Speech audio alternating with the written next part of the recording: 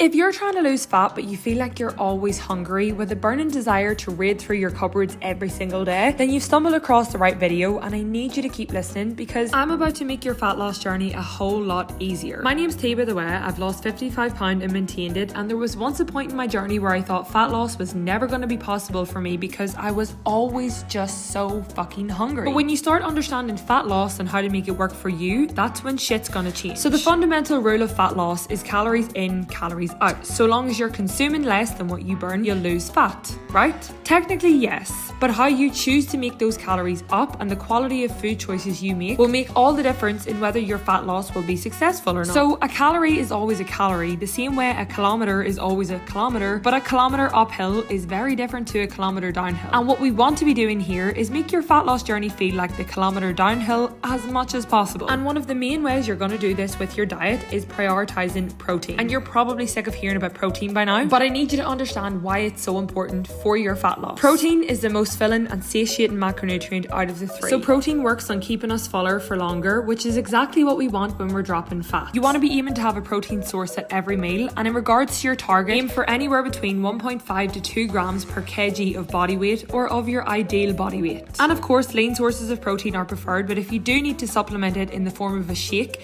that is a-okay, just to help you reach that target. The Isoclear from ESN is my absolute favourite, and with it being sugar-free and lactose-free, it's absolutely perfect and goes down a treat. And it's also important to note that when you eat protein, your body has to work harder to break it down. This process burns more calories than digesting carbs or fat, so having more protein is a win-win for everyone. So remember, the quality of how you make up your calories is super important, and putting an emphasis onto protein is one of the first things you should be doing when you're trying to create that calorie deficit. And I'm going to be continuing to share more helpful tips and tricks along my fat loss journey to make things a little bit easier for you. So be sure to hit that follow button so you don't miss out, and I'll see you in the next one. Bye bitches!